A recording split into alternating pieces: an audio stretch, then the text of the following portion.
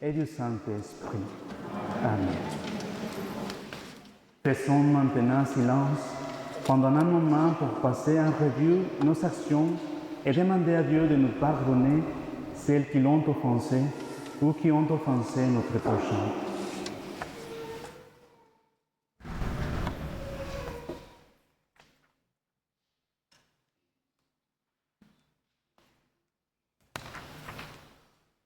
Ensemble, nous disons, je confesse à Dieu Tout-Puissant, je reconnais devant vous, frères et sœurs, que j'ai péché, en pensée, en parole, par action et par omission.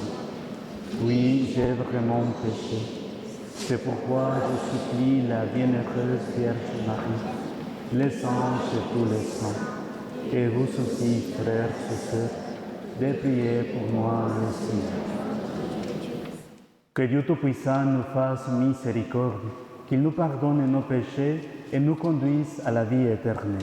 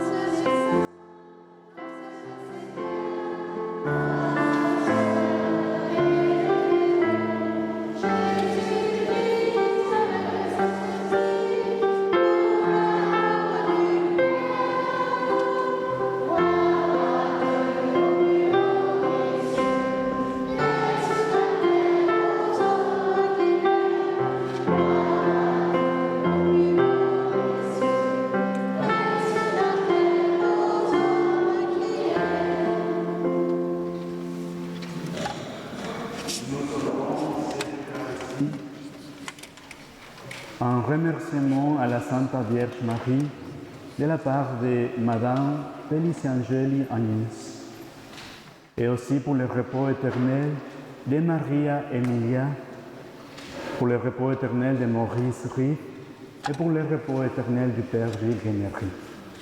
et pour les besoins particuliers de chacun d'entre nous.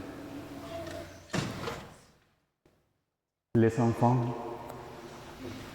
je vous invite maintenant à joindre les mains en position de prière, à fermer les yeux et à baisser la tête. Prions le Seigneur.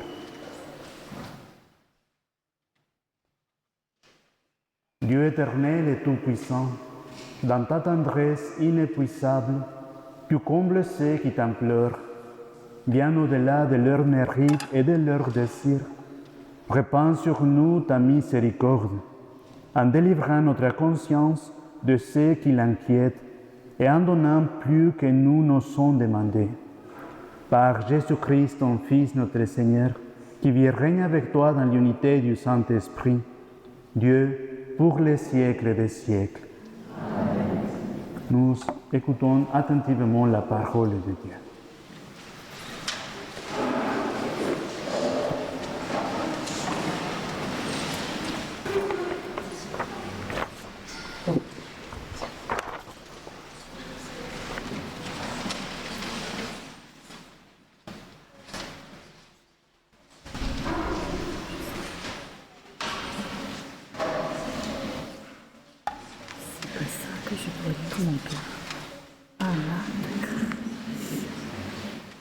Lecture du livre de la Genèse.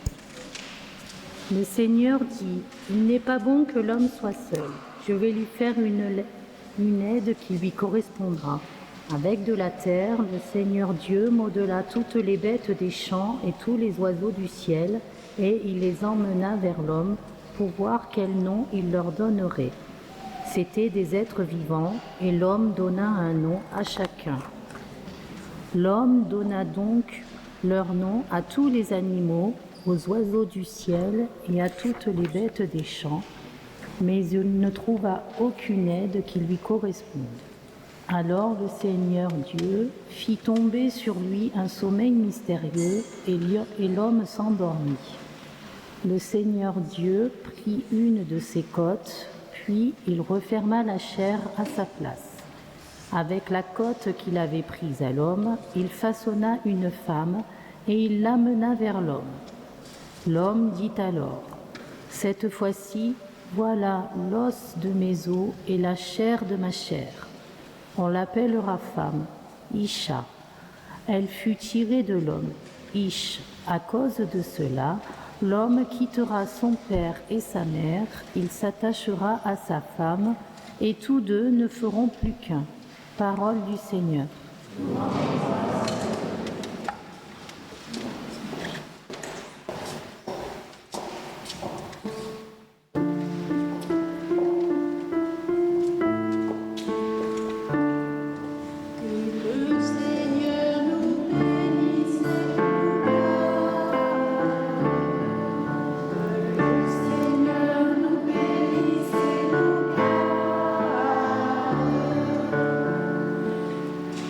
Qui craint le Seigneur et marche selon ses voies.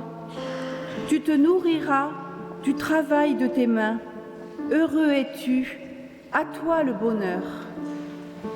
Que le Seigneur nous bénisse et nous garde.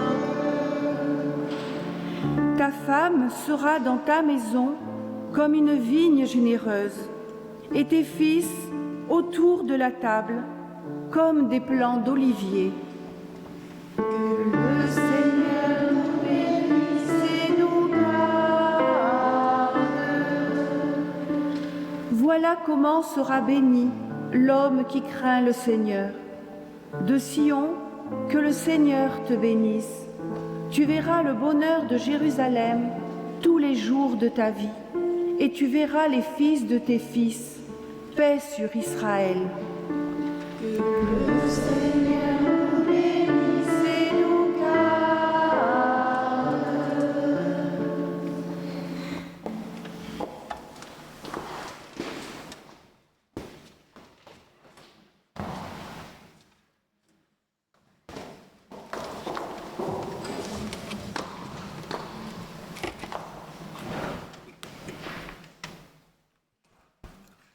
Lecture de la lettre aux Hébreux. Frères, Jésus, qui a été abaissé un peu au-dessous des anges, nous le voyons couronné de gloire et d'honneur à cause de sa passion et de sa mort. Si donc il a fait l'expérience de la mort, c'est par grâce de Dieu au profit de tous. Celui pour qui et par qui tout existe voulait conduire une multitude de fils jusqu'à la gloire. C'est pourquoi il convenait qu'il mène à sa perfection, par des souffrances, celui qui est à l'origine de leur salut. Car celui qui sanctifie et ceux qui sont sanctifiés doivent tous avoir la même origine. Pour cette raison, Jésus n'a pas honte de les appeler ses frères. Parole du Seigneur.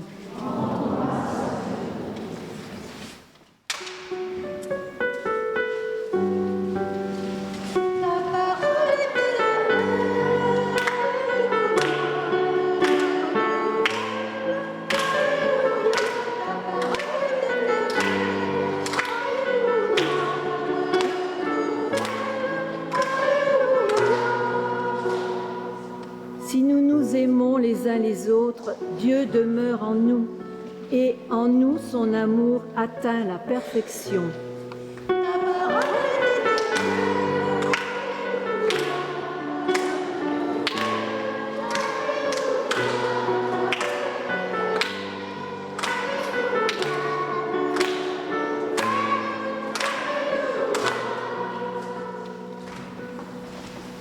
Le Seigneur soit avec vous. Évangile de Jésus-Christ selon saint Marc.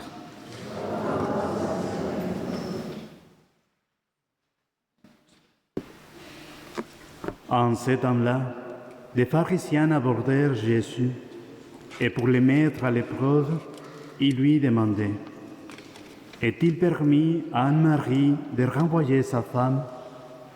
Jésus leur répondit: que vous a prescrit Moïse? Ils lui dirent: Moïse a permis de renvoyer sa femme à condition d'établir un acte de répudiation. Jésus répliqua: c'est en raison de la dureté de vos cœurs qu'il a formulé pour vous cette règle. Mais au commencement de la création, Dieu les fit hommes et femmes. À cause de cela, l'homme quittera son père et sa mère, il s'attachera à sa femme, et tous deux deviendront une seule chair. Ainsi, ils ne sont plus deux, mais une seule chair. Donc, ce que Dieu a uni, que l'homme ne le sépare pas. De retour à la maison, les disciples l'interrogeaient de nouveau sur cette question. Il leur déclara: celui qui renvoie sa femme et en épouse une autre devient adultère envers elle. Si une femme qui a renvoyé son mari en épouse un autre, elle devient adultère. Des gens présentaient à Jésus des enfants pour qu'il pose la main sur eux, mais les disciples les écartèrent vivement. Voyant cela, Jésus se fâcha et leur dit: laissez les enfants venir à moi, ne les empêche pas, car le royaume de Dieu est à ceux qui leur rassemblent. Amen, je vous le dis, celui qui n'accueille pas le royaume de Dieu à la manière d'un enfant n'y entrera pas. Il les embrassait et les bénissait en leur imposant les mains.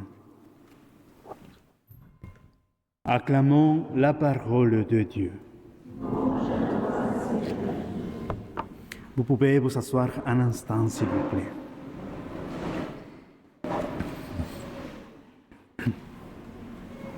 Je voudrais diriger tout d'abord quelques mots pour les enfants.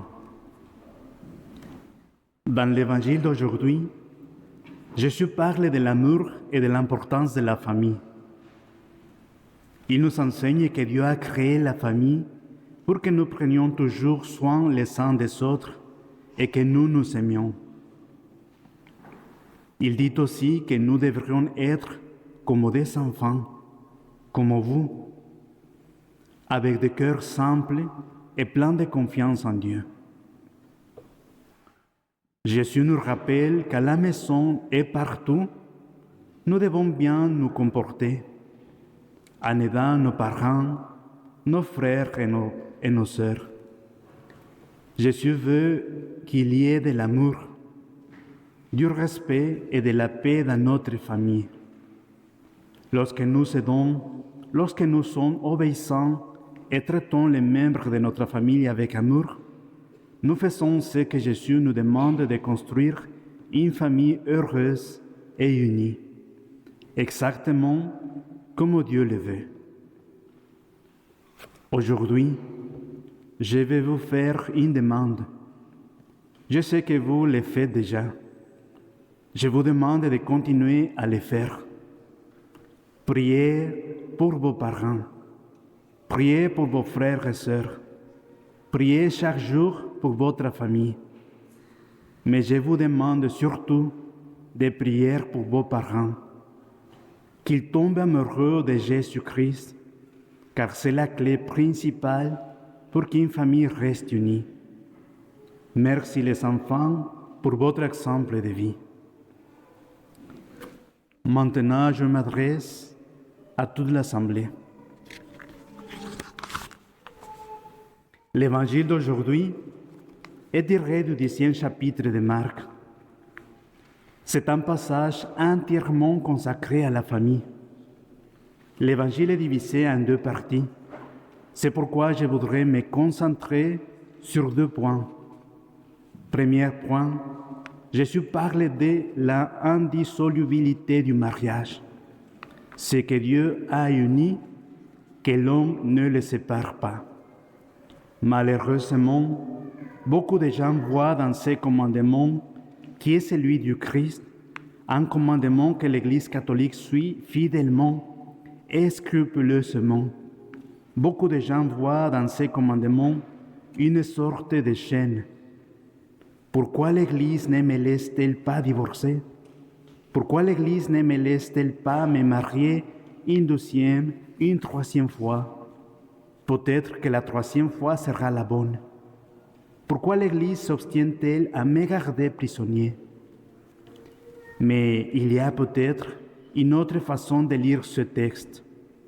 Ce que le Christ fait vraiment, c'est défendre l'institution, défendre le nid, la source d'où jaillit la vie humaine.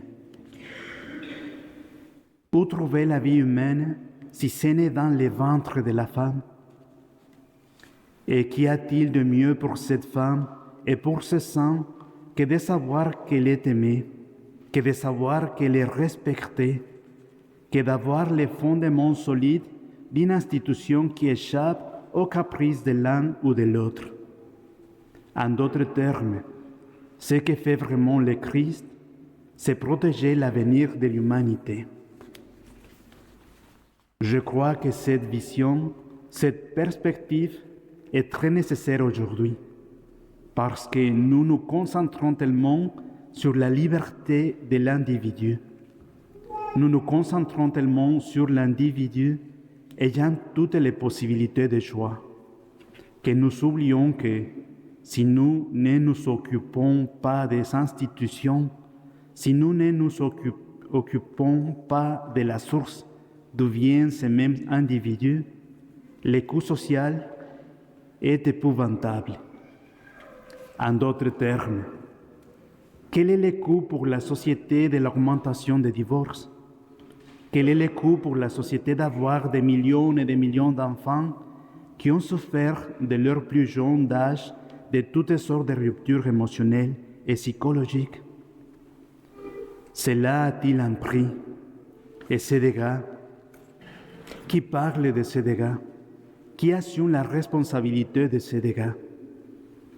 Bien sûr, les gens font toujours la comparaison entre un mariage plein d'agressivité et un bon divorce. Gardons le divorce.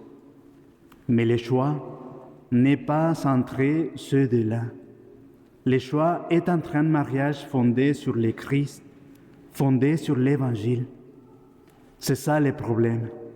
C'est que le mariage doit être un mariage de convertis, convertis au Christ, amoureux du Christ. C'est ça le mariage. Donner un mariage chrétien à deux païens ne marchera pas. Et ces deux païens diront peu après, laissez-moi divorcer. Ce mariage était probablement invalide dès le départ. Mais le projet du Christ n'est pas d'unir deux païens dans un mariage chrétien.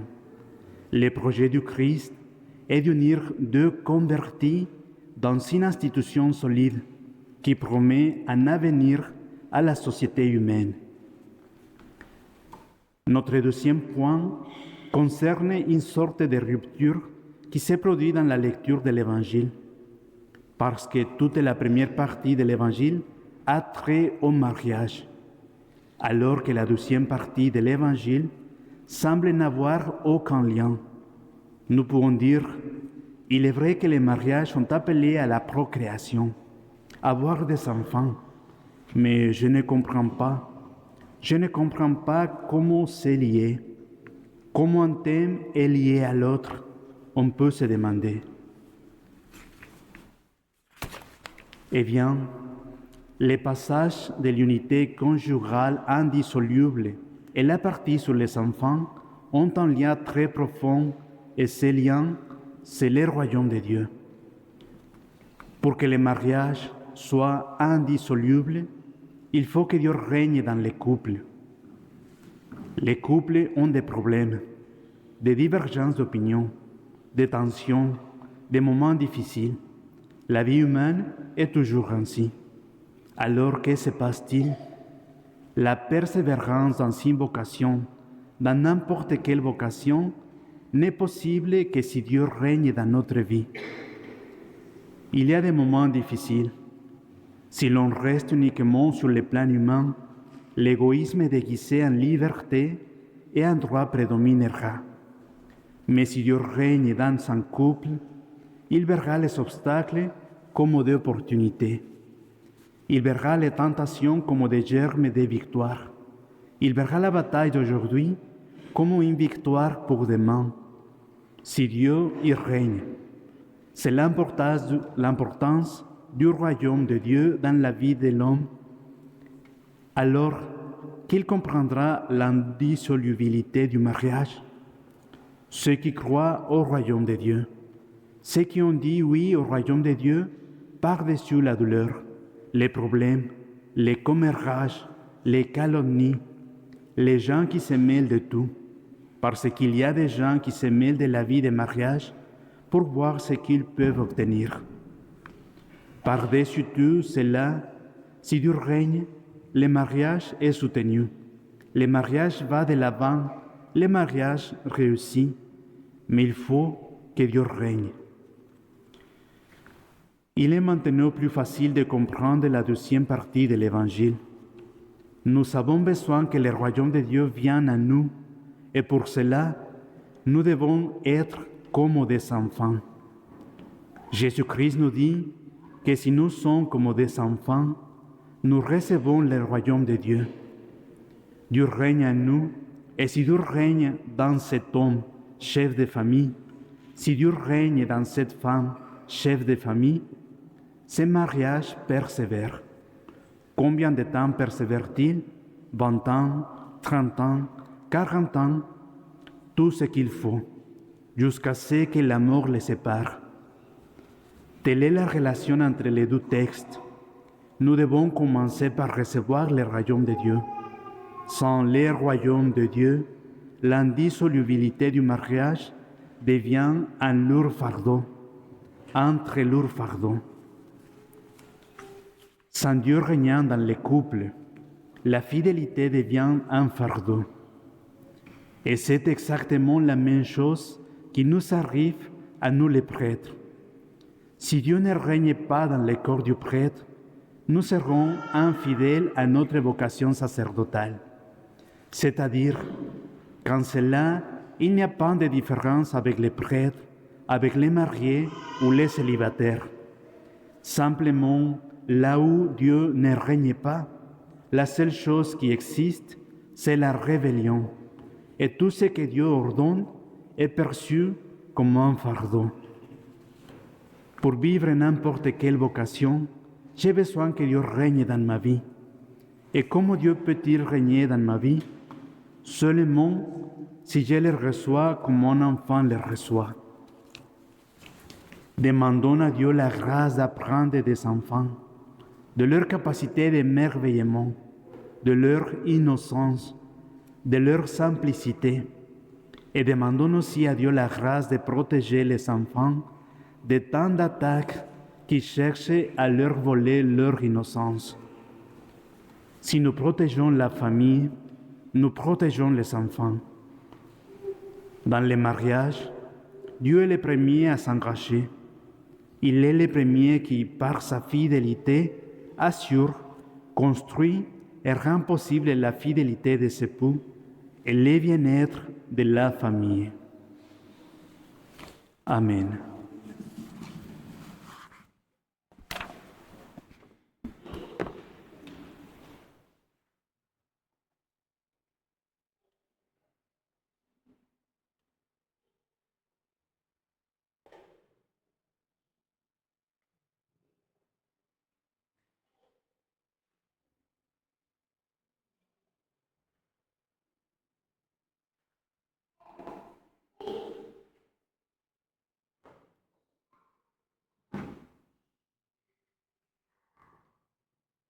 Nous nous devons proclamer.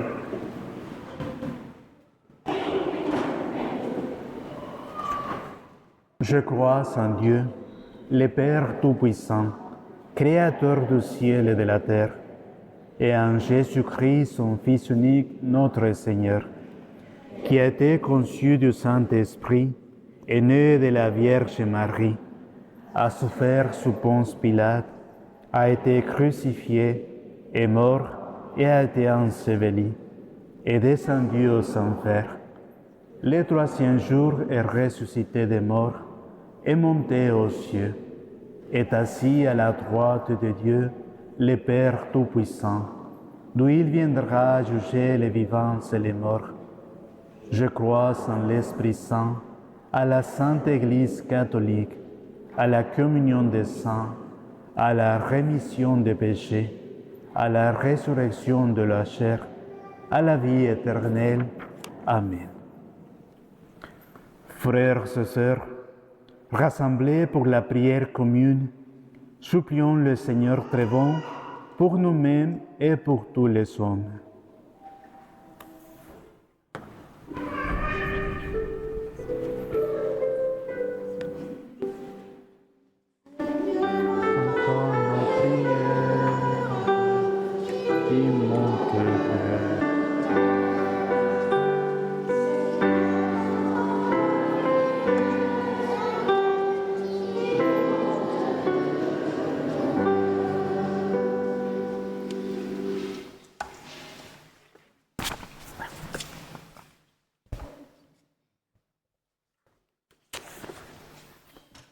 En ce mois d'octobre consacré à la mission, nous te prions pour le renouveau missionnaire de notre pays. Envoie de nombreux ouvriers à ta moisson, suscite dans les cœurs un profond désir d'évangéliser nos contemporains, renouvelle en nous tes grâces, Seigneur,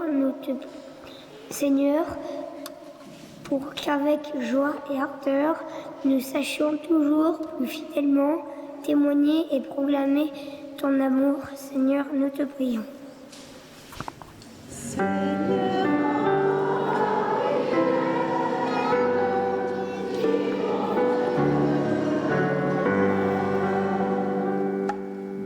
Pour notre pape François, particulièrement éprouvé par la situation en Europe et au Proche et Moyen-Orient, que ces intercessions auprès de toi trouvent écho dans le cœur des dirigeants des pays en conflit.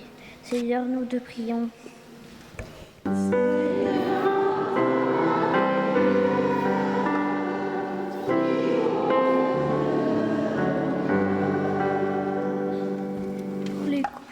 encourager dans le mariage et pour toutes les familles qu'avec la grâce de Dieu, elles cultivent la fidélité, la bienveillance et le respect de chacun pour la joie de tous. Seigneur, nous te prions.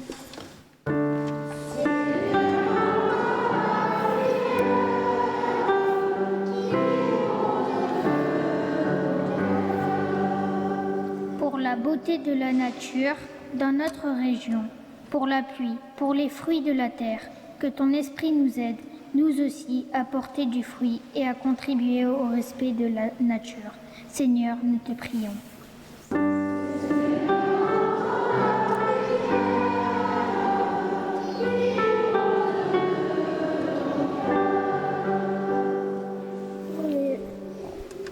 Pour les enfants qui trouvent dans la vie de nos communautés de paroisse le désir et la joie de mieux connaître Jésus, Seigneur, nous te prions.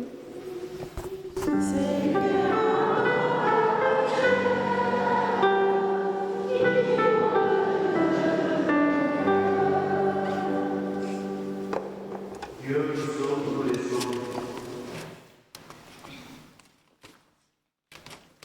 Dieu qui sauve tous les sauves, et ne la terre de l'homme, écoute la prière de mon peuple, et donne-lui la joie d'être exaucé par le Christ notre Seigneur.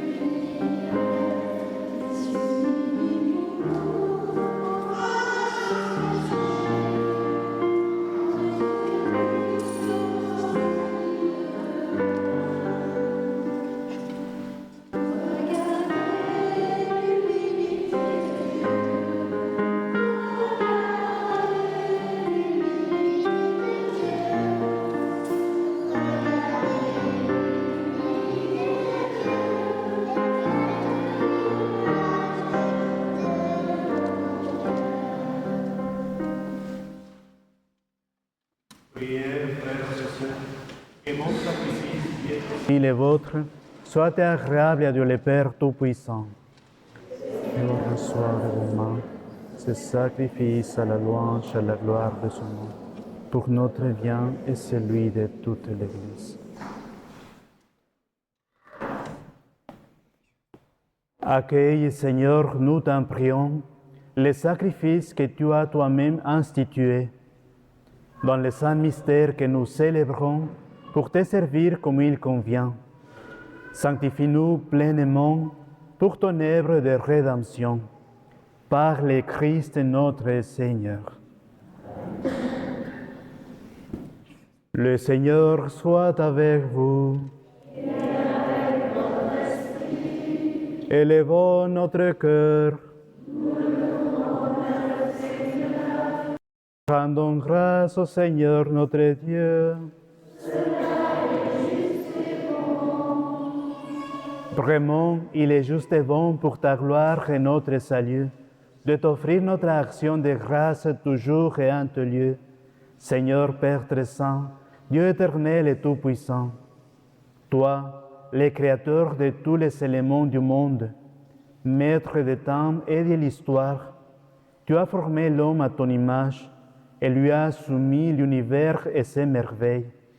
Tu lui as confié ta création afin qu'il en soit le gardien et qu'en admirant ton œuvre, il ne cesse de te rendre grâce par le Christ notre Seigneur. C'est pourquoi nous te louons avec tous les anges et dans la joie, nous te célébrons en proclamant.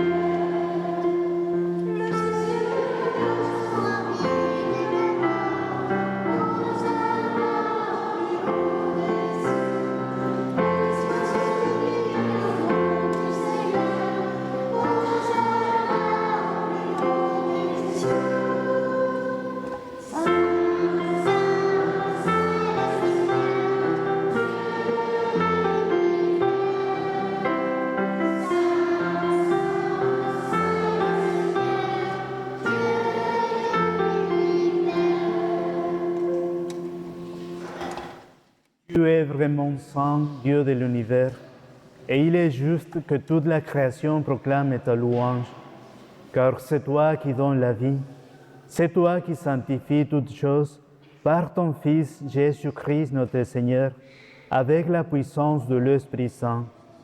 Et tu ne cesses de rassembler ton peuple, afin que, du levant au couchant du soleil, une offrande pure soit présentée à ton nom.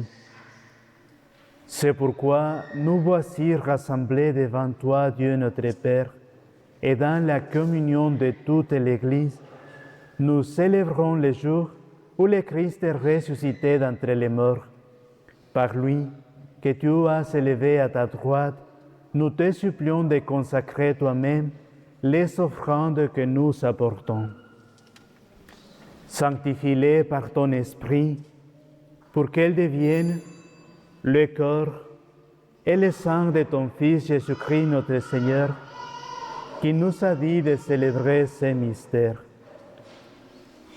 La nuit même où il fut livré, il prit le pain. En te rendant grâce, il dit la bénédiction, il rompit le pain et le donna à ses disciples en disant: « Prenez et mangez-en tous, ceci est mon corps, livré pour vous. »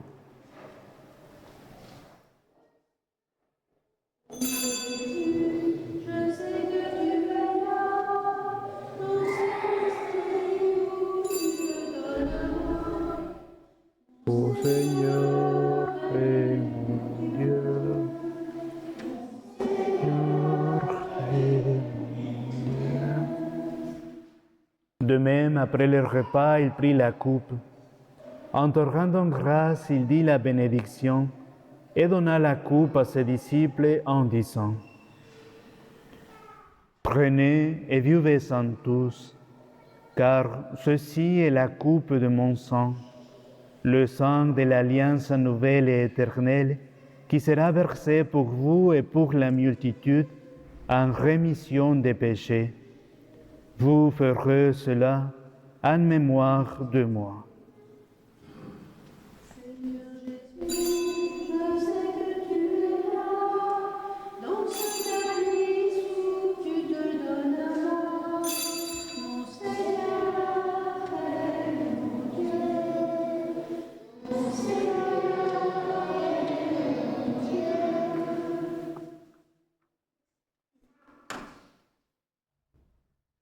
Il est grand le mystère de la foi. Ta mort, Seigneur, nous proclamons ta résurrection. Nous attendons ta venue dans la gloire. En faisant ainsi mémoire de ton Fils, de sa passion qui nous sauve, de sa glorieuse résurrection et de son ascension dans le ciel, alors que nous attendons son dernier avènement, nous t'offrons, Seigneur, en action de grâce, ce sacrifice vivant et saint. Regarde-nous, t'en prions, l'oblation de ton Église, et daigne reconnaître ton Fils, qui selon ta volonté s'est offert en sacrifice pour nous réconcilier avec toi. Quand nous serons nourris de son corps et de son sang, et remplis de l'Esprit Saint, accorde-nous d'être un seul corps et un seul esprit dans le Christ. Que l'Esprit Saint fasse de nous une éternelle offrande à ta gloire, pour que nous obtenions un jour l'héritage promis avec tes lieux.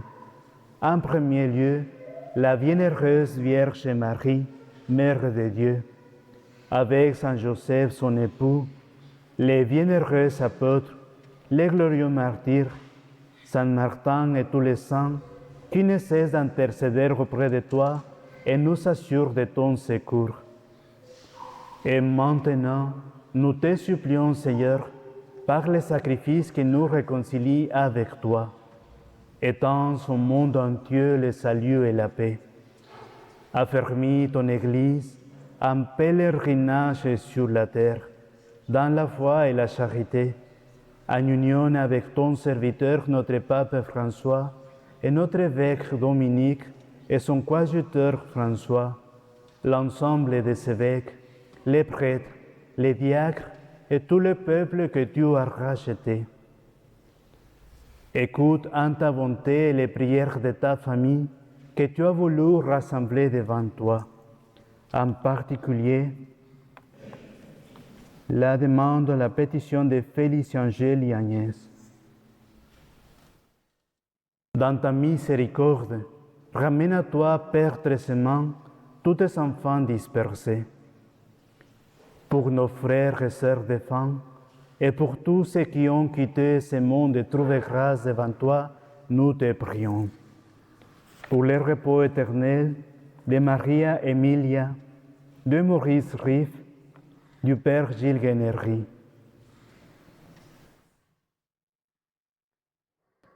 En ta bienveillance, accueille-les dans ton royaume, où nous espérons être comblés de ta gloire, tous ensemble pour l'éternité, par le Christ notre Seigneur, par qui tu donnes au monde toutes grâces et tout bien.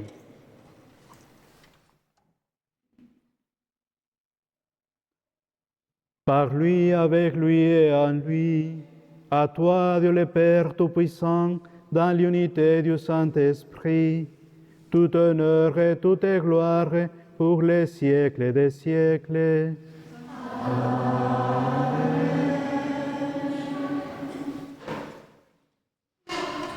Comme nous l'avons appris du Sauveur, et selon son commandement, nous osons chanter.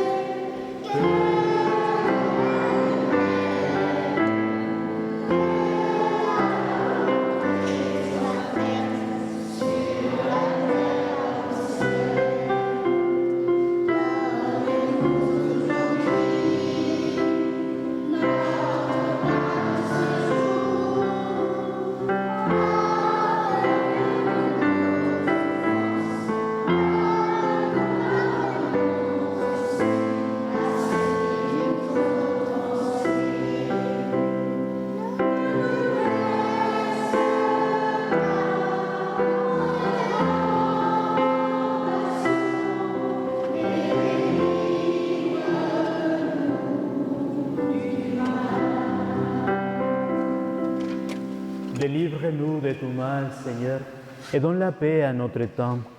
Soutenus par ta miséricorde, nous serons libérés de tout péché, à l'abri de toute épreuve.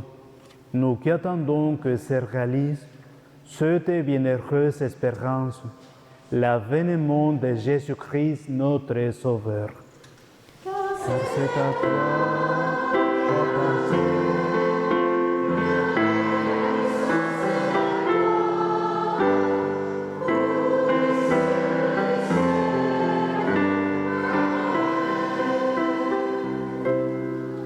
Seigneur Jésus-Christ, tu as dit à tes apôtres, je vous laisse la paix, je vous donne ma paix.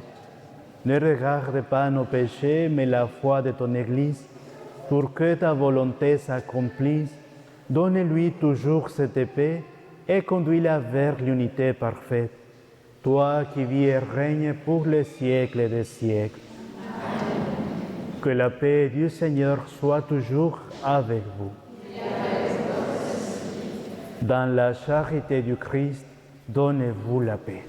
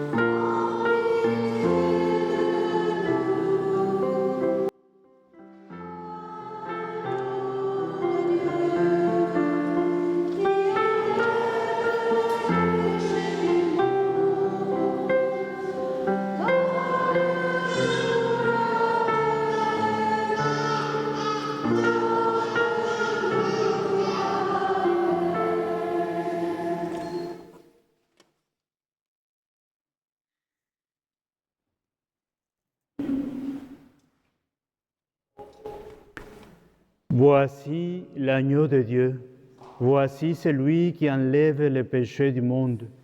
Heureux les invités au repas des noces de l'agneau. Je ne suis pas digne de te recevoir, mais dis seulement une parole et je serai guéri.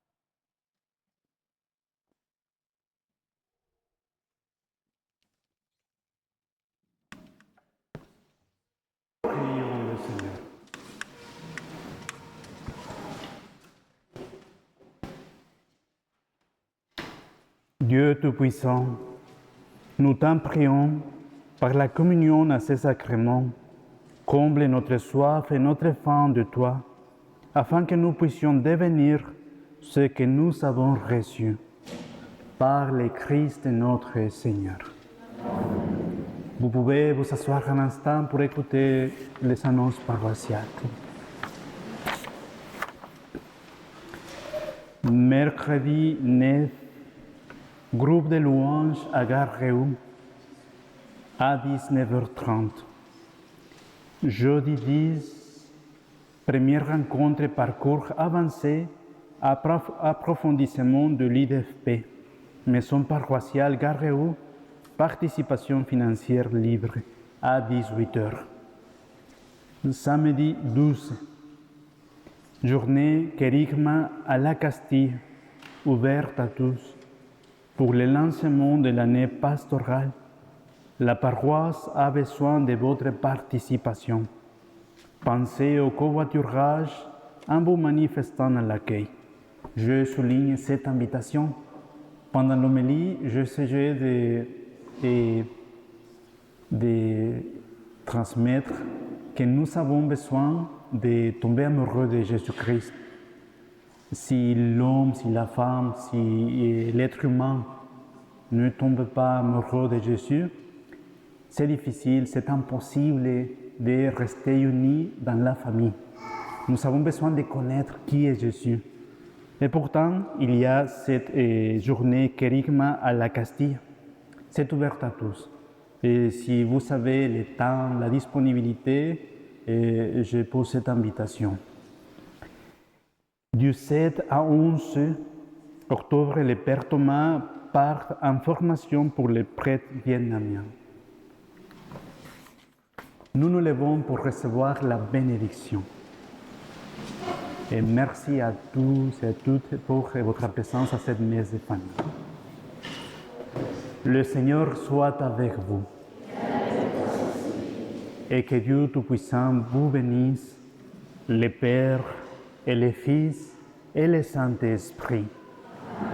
Allez dans la paix du Christ. Bon dimanche à tous et bonne semaine.